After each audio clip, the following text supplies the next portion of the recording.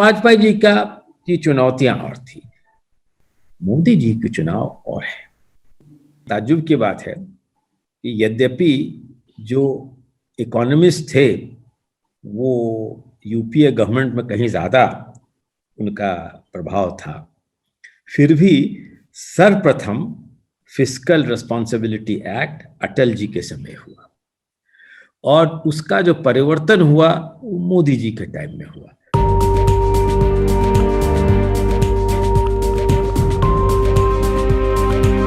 नमस्कार, आप देख रहे हैं राजपथ और बेहद खास बातचीत हम कर रहे हैं श्री एनके सिंह से। उन्होंने किताब लिखी है portraits of power, half a century of being at ringside. इस किताब के जरिए उन्होंने दरअसल इस वक्त हिंदुस्तान की जो जरूरतें हैं उसके बारे में आप यूं समझिए कि एक फ्यूचरिस्टिक इकोनॉमिक हिस्ट्री लिख दी है और ये किताब सबों को पढ़नी चाहिए। सिंह साहब, आपने हमारे लिए वक्त निकाला, बहुत शुक्रिया आपका। पहले तो मैं कंटेस्ट करूंगा, किताब के टाइटल को फैक्चुअली इनकरेक्ट है। Being at the ring side कैसे? आप तो रिंग साइड के अंदर रहे हमेशा और सेंटर स्टेज में रहे। संजय जी, नहीं, टाइटल मेरे जानते सही है, क्योंकि हो सकता है कि उसमें कई ऐसे उदाहरण हों जब मैं रिंग के अंदर था, लेकिन अधिकांश आप देखें तो जो 50 साल का मेरा अनुभव है वो रिंग साइड से बाहर है, क्योंकि सिविल सर्वेंट्स का अनिवार्य ये कर्तव्य है कि वो परामर्श दे, लेकिन उसको परामर्श स्वीकार हो अस्वीकार हो, किस रूप से परामर्श को इम्प्लीमेंट किया जाए, ये सिविल सर्वेंट का जो दायरा है उससे बाहर है। इसीलिए मैंने जो टाइटल दिया है वो सोच समझ के दिया है। हालांकि उसमें कुछ ऐसे जरूर अवसर हैं, विशेषकर जब मैं प्रधानमंत्री अटल जी के साथ में उनका सचिव था, तो उसमें रिंग में होने का भी एक अनुभव प्राप्त हुआ। आपका वक्त मिला है, किताब पर हम काफी बातचीत करेंगे और उसके जो की टेकअवेज हैं मैं आपसे सुनना चाहूंगा, लेकिन अभी थोड़ा सा जो करंट कॉन्टेक्स्ट है उससे बात शुरू करना चाहते हैं, क्योंकि आपने उस पर भी किताब में काफी बात की है। फॉर एग्जाम्पल, पोस्ट पैंडेमिक जो अब चैलेंजेस हैं उसमें सबके मन में ये सवाल है कि वी शेप रिकवरी की बात करते हैं, लेकिन ये तो परसेंटेज में दिखलाई पड़ेगा ना। रियल इम्पीटस जो चाहिए ग्रोथ को, उसके लिए क्या क्या चैलेंजेस आप आउटलाइन करेंगे? आपका सवाल बहुत ही व्यापक और विस्तृत है। संक्षिप्त में उत्तर देने में जरूर कुछ संकोच हो रहा है, लेकिन दो तीन ऐसे विषय हैं जिसके ऊपर मैं आपका ध्यान आकर्षित करूंगा। सर्वप्रथम मैंने पोस्ट पैंडेमिक में दिया है कि दो तीन ऐसे विषय हैं जो अभी 50 साल से जिनके ऊपर जितना प्रभाव डालना चाहिए उसमें हम लोगों की कमी रही है। सर्वप्रथम स्वास्थ्य को लेकर के आप देखें, स्वास्थ्य के ऊपर मैंने काफी लिखा है। आप ऐसे देखें, हिंदुस्तान एक अद्भुत देश है जहां केंद्र और राज्य को दोनों मिलाकर के स्वास्थ्य के ऊपर जो व्यय है, सरकार व्यय है, जिसे पब्लिक आउटले कहते हैं, वो लगभग केवल 1% है। 0.7% इसमें राज्यों का और 0.3% केंद्र का। ये आप तुलनात्मक अन्य विकासशील देशों के भी तुलनात्मक, जैसे बांग्लादेश, वियतनाम, उनके तुलनात्मक भी ये बहुत कम है। सबसे और जो जटिल प्रश्न है कि ये कमी तो है ही, जितना पब्लिक आउटले होना चाहिए, उसके अलावा इसका जो रूप है वो बहुत स्क्यूड है। जो सबसे गरीब राज्य हैं वहाँ हेल्थ का इंफ्रास्ट्रक्चर बहुत ही दर्दनाक है। बिहार का उदाहरण, उत्तर प्रदेश का उदाहरण, राजस्थान का उदाहरण।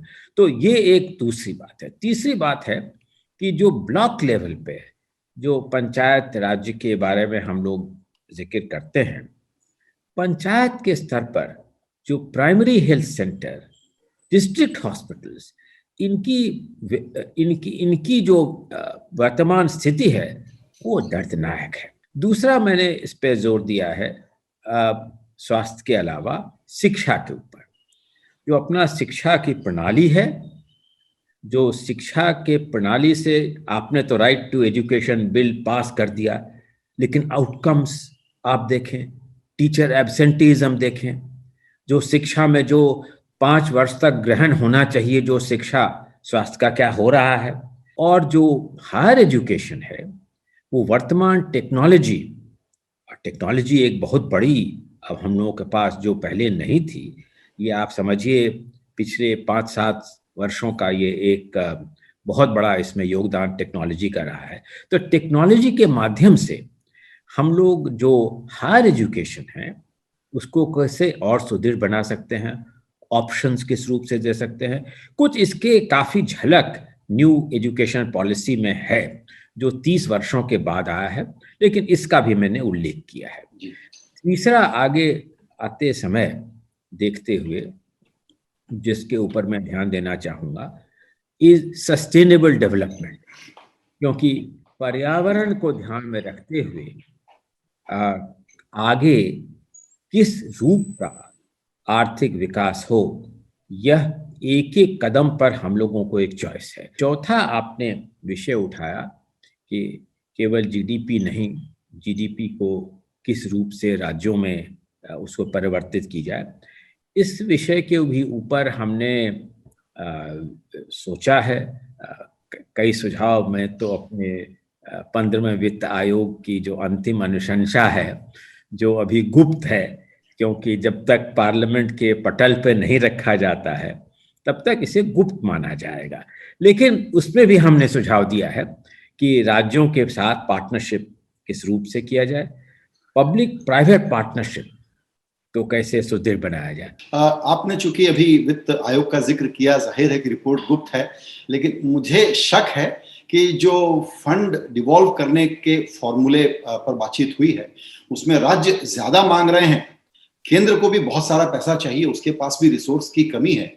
तो मुझे शक है कि वो 41-42% वाले फॉर्मूले को आपने जरूर बदलने की सिफारिश की होगी। एक सवाल, दूसरा सवाल बड़ा जरूरी, ट्रस्ट डेफिसिट। आप जिस पार्टनरशिप की बात कर रहे हैं, इस वक्त माहौल में ऐसा लगता है कि बहुत ज्यादा अविश्वास हो गया है केंद्र और राज्यों के बीच में।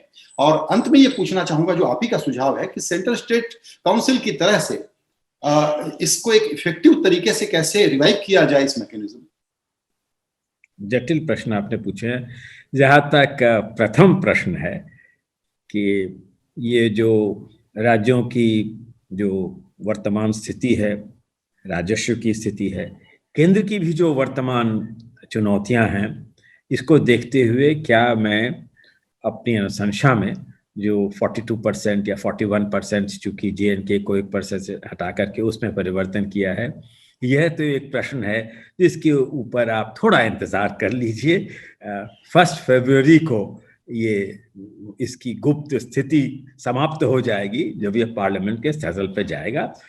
मैं वचनबद्ध हूं कि उसके ऊपर कुछ कथन करना, लेकिन आपने जो सही कहा, राज्यों शायद ही कोई ऐसा राज्य है जिसने दलील नहीं किया हो हम लोगों के समक्ष कि हम लोगों का जो शेयर है उसे 41% से बढ़ा करके 50% कीजिए, और शायद ही कोई ऐसा केंद्र का विभाग नहीं हो जिसने ऐसी दलील नहीं की हो कि जो हम लोगों के आप जो राशि राजस्व हम लोगों के समक्ष है डिविजिबल पूल से, उसमें उसको बढ़ा करके और जो राज्यों का है उसमें परिवर्तन कीजिए, या जिस रूप से आप चाहते हैं उसमें परिवर्तन कीजिए। आपका दूसरा प्रश्न मेरे जानते था कि जो ट्रस्ट डेफिसिट है उसे कैसे, ट्रस्ट डेफिसिट को कैसे मिटाया जाए।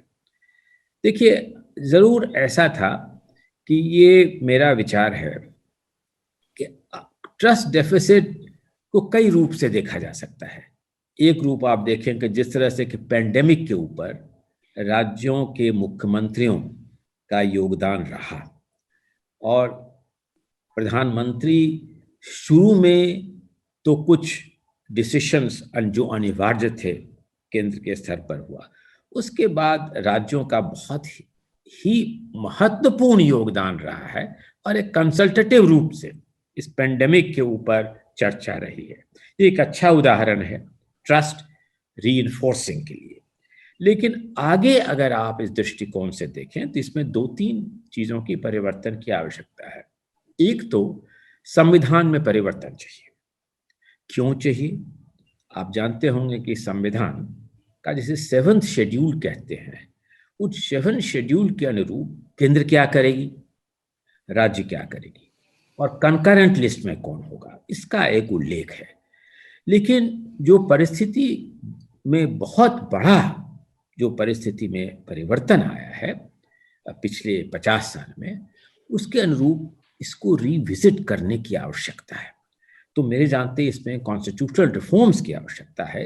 अभी बातें बहुत हुई हैं और आपने तो इस विषय पर बहुत ज्यादा काम किया है पिछले 3-4 दशकों में, वो है फिस्कल डिसिप्लिन। अभी ठीक है, अपवाद का समय है, अजीब सा समय है, लेकिन क्या आप भी इस राय के हैं कि एक इंडिपेंडेंट फिस्कल काउंसिल बड़ा जरूरी है, क्योंकि जो नंबर बजट में आते हैं, we can't hold anyone to account for that. ऐसा है कि ये प्रश्न, इस प्रश्न के ऊपर बहुत दिनों से बातचीत चलती रही है, बहुत विचार हुआ है। 12वें वित्त आयोग की यह अनुशंसा थी, 13वें वित्त आयोग की यह अनुशंसा थी, 14वें वित्त आयोग की यह अनुशंसा थी। तो उसे 15 साल से ज्यादा हो गया। और आप अनुमान लीजिए, तो चूंकि मैंने FRBM समिति का मैं अध्यक्ष था, उसकी भी अनुशंसा थी। इसका कारण यह है कि ये कोई, इसकी अनुशंसा इस फिस्कल काउंसिल के सरकार के ऊपर बाइंडिंग नहीं होगी, लेकिन जो परामर्श होगा वो एक बहुत सुलझा हुआ परामर्श होगा। फिस्कल इश्यूज में डोमेन एक्सपर्टाइज की आवश्यकता है। फिस्कल इश्यूज के ऊपर केंद्र और राज्य दोनों का योगदान आवश्यक है। केवल केंद्र अपने लिए एक फिस्कल रोड मैप बना ले, ये आवश्यक, ये पर्याप्त नहीं है। क्यों संजय जी? क्योंकि जो पूंजी निवेशक है, चाहे वो निजी क्षेत्र से हो या किसी क्षेत्र से हो, चाहे विदेश का हो या डोमेस्टिक हो, वह देखता है जनरल गवर्नमेंट। जनरल गवर्नमेंट माने केंद्र और राज्य दोनों। वो देखता है फिस्कल डेफिसिट केंद्र और राज्य दोनों को मिला के। वो देखता है डेट, केंद्र का डेट, और वो देखता है राज्यों का डेट। वो देखता है जनरल। इस जनरल के ऊपर आवश्यक है कि जो भी फिस्कल काउंसिल होगा, वो फिस्कल काउंसिल केंद्र और राज्य दोनों के ऊपर परामर्श करने के बाद उसे जो डोमेन नॉलेज होगी, उससे राज्य और केंद्र दोनों का उसका लाभ प्राप्त हो सकता है। एक विषय आपने जिस पर फोकस किया है, उसको मैं वाजपेयी जी के संदर्भ में ही पूछना चाहूंगा, क्योंकि पूरा चैप्टर है उस पर, और वो ये कि आपने कई पीएमओ से डील किया है, रहे हैं, तो वाजपेयी जी का पीएमओ और अभी का पीएमओ, इसकी तुलना आप कैसे करेंगे? मेरे जानते किसी एक पीएमओ की तुलना दूसरे पीएमओ की तुलना करने में एक कठिनाई है। हिंदुस्तान के जितने प्रधानमंत्री रहे हैं, उनकी चुनौतियां और उनका दृष्टिकोण भिन्न रहा है। उदाहरणार्थ, पीवी नरसिम्हा राव का पीएमओ आप लें। पीवी नरसिम्हा राव की सबसे बड़ी चुनौती थी कि जो उस समय आर्थिक संकट, बैलेंस ऑफ पेमेंट्स क्राइसिस जिसे कहते हैं, उससे कैसे उभरा जाए। तो वो पीएमओ बहुत ही क्लोजली डॉक्टर मनमोहन सिंह से कार्य किया और उसके ऊपर हम लोग काबू पा सके। 1993 के बाद बैलेंस पेमेंट्स की कोई कठिनाई नहीं हुई। वो चुनौती और थी, उनका दृष्टिकोण और था, पीएमओ का कर्तव्य उस समय का डिफरेंट था। उसके बाद आप देखें, पीवी नरसिम्हा राव जी के बाद कई पीएमओ आए जिन्होंने भी उसका योगदान उनके ऊपर रहा। लेकिन मैं उसके बाद सीधे आ रहा हूं अटल जी के पीएमओ को। अटल जी के पास चुनौतियां कुछ और थी। वो ये था कि भारत के स्वाभिमान को बढ़ाने के लिए वो चाहते थे सर्वप्रथम कि एक हम लोग की स्टेटस न्यूक्लियर पावर की हो। उन्होंने जो ब्यूरोक्रेटिक एडवाइस थी उनको एक तरफ नजरअंदाज करके उन्होंने एक बहुत बड़ी घोषणा की of the nuclear explosion, and India had now achieved the status of a nuclear weapon state. ये बहुत बड़ी चुनौती थी, और इसके जो आर्थिक परिणाम थे उसको कैसे उसके ऊपर काबू किया जाए, उसके ऊपर उन्होंने कहा कि आर्थिक परिणाम जो भी हों, ये चुनौती हम स्वीकार करते हैं। इसके अलावा उनका था कि कई ऐसे नेसेंट टेक्नोलॉजी थे जिसके ऊपर उन्होंने एक बहुत बड़ा उसमें परिवर्तन लाया। टेलीकॉम का मामला आपको याद होगा संजय जी, फंसा हुआ था, सभी बैंकरप्ट हो रहे थे, टेलीकॉम कंपनियां बैंकरप्ट हो रही थी, बैंक बैंकरप्ट हो रहे थे, उसके ऊपर कैसे उसका कैसे निवारण हो। रोड्स के क्षेत्र में जो उन्होंने बहुत अद्भुत कार्यक्रम किया, अगर आज हम लोग आसानी से जा रहे हैं एक जगह से दूसरी जगह, 4 लेन हाईवे जिसकी चर्चा है, नेशनल हाईवे डेवलपमेंट प्रोग्राम उन्होंने किया, और जबकि राशि बहुत नहीं थी तो उसके ऊपर मैंने किताब में उल्लेख किया है कि किस रूप से उन्होंने ये जब घोषणा हो, पहले तो घोषणा कैसे हुई और उसके ऊपर घोषणा के बाद राशि कैसे एकत्रित हो, इसके ऊपर कुछ इनोवेटिव आइडियाज थे। तो ये वाजपेयी जी का स्टाइल था कि उन्होंने हमसे एक बार कहा, एक उदाहरणार्थ एक मैं संक्षिप्त में कहूँ, उन्होंने हमसे कहा कि अरे महाराज, घोषणा तो करवा दी, बनवा भी दीजिए। पर एक लाइन इंस्ट्रक्शन था संजय, करवा दी घोषणा, बनवा भी दीजिए। हमने वित्त मंत्रालय वगैरह को बुलाया, उस समय एक रोड के ऊपर सेस था, सेस से बहुत कम राशि उपलब्ध हो सकती थी, बहुत राशि की आवश्यकता थी। तो मैंने कहा कि एक नॉन लैप्सेबल फंड बनाओ और उसमें सेस जो आएगा उसके अधीन आप मल्टीलैटरल बोरोविंग करो। वित्त मंत्रालय इसके पक्ष में नहीं था, और जब मैंने कहा कि नहीं करना है तो वित्त सचिव उस समय हमें कहे कि अगर आप वित्त सचिव अभी होते तो क्या ये सुझाव देते। मैंने कहा कभी नहीं देते, लेकिन सुझाव वही देना है मुझे जहां मैं अभी बैठा हुआ हूं, और अभी मुझे है कि इस रोड को बनवा दिया जाए। तो ओवरऑल हुए वो लोग और वो कार्य हुआ। तो वाजपेयी जी की चुनौतियां और थी, मोदी जी की चुनाव और है। निका ये है कि एक अद्भुत इनमें शक्ति है, implementation capabilities. Vajpayee ji general directions देते थे, मोदी जी की इम्प्लीमेंटेशन कैपेबिलिटी का हमें व्यक्तिगत अनुभव है। जब मैं गुजरात गया वित्त आयोग के समक्ष, मैंने पूरे कच्छ में देखा कि नर्मदा की जो प्रोजेक्ट थी, अगेंस्ट फोर्स ऑफ ग्रेविटी उन्होंने जो किया है, तो ये that was quintessential mister Modi at his best. ही जो उन्होंने कदम लिए हैं ये सब कठिन कदम हैं।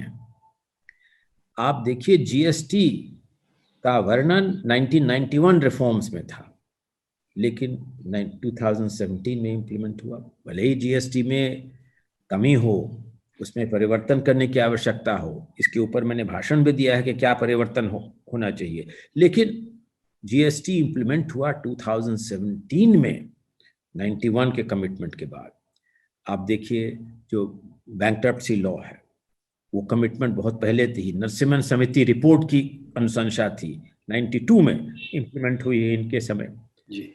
जो कृषि क्षेत्र में न्यू पॉलिसी ऑन एजुकेशन, ये बड़े कठिन जो रिफॉर्म्स के कार्य थे वो उन्होंने किया है। और एक और मैं इनका कहूं, अगर कोई फिस्कल पॉलिसी के ऊपर किसी प्रधानमंत्री का विश्वास है, ऐसे एक हास्यास्पद रूप से मैं आपको कहूं कि ये एक ताज्जुब की बात है कि यद्यपि जो इकोनॉमिस्ट थे वो यूपीए गवर्नमेंट में कहीं ज्यादा उनका प्रभाव था, फिर भी सर्वप्रथम fiscal responsibility act Atal ji के समय हुआ और उसका जो परिवर्तन हुआ वो मोदी जी के टाइम में हुआ। तो फिस्कल रेक्टिट्यूड में विश्वास करने में मोदी जी बहुत ही एक जो आस्क में उनका एक अद्भुत एक जो तजुर्बा है चीफ मिनिस्टर कि पब्लिक आउटले बर्बाद नहीं होना चाहिए।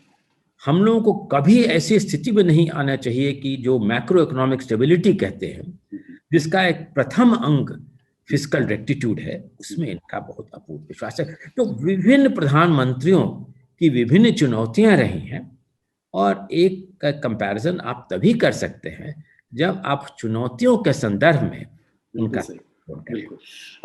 दो सवाल और मैं आपसे पूछना चाहूंगा चर्चा के आखिर में। एक तो ये है कि आजकल बहुत सारे लोग पॉलिटिकल विमर्श में, आपने भी सुना होगा, कहते हैं कि बहुत अच्छे प्लान हैं, बहुत अच्छे इरादे हैं, लेकिन ये ब्यूरोक्रेसी जो है ये काम नहीं करने देती है।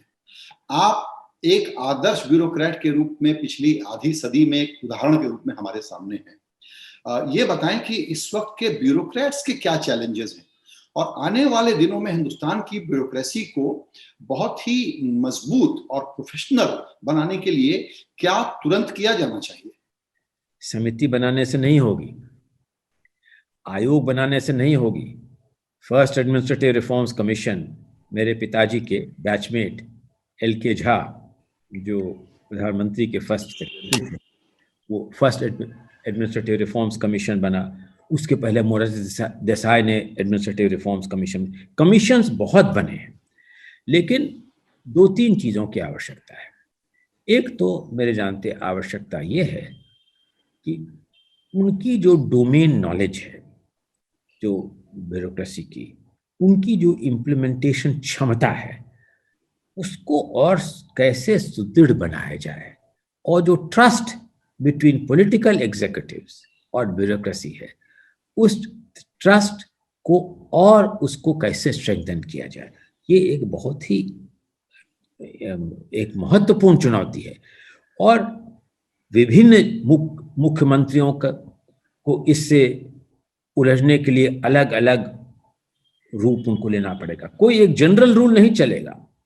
अगर आप पूछें कि आप जब वर्तमान प्रधानमंत्री गुजरात के 15 वर्ष तक मुख्यमंत्री थे, वैसा समन्वय पॉलिटिकल एग्जीक्यूटिव और ब्यूरोक्रेसी में एक अद्भुत एग्जाम्पल है। मैं तो गुजरात काफ़ी ट्रैवल किया हूँ फाइनेंस कमीशन के संदर्भ में।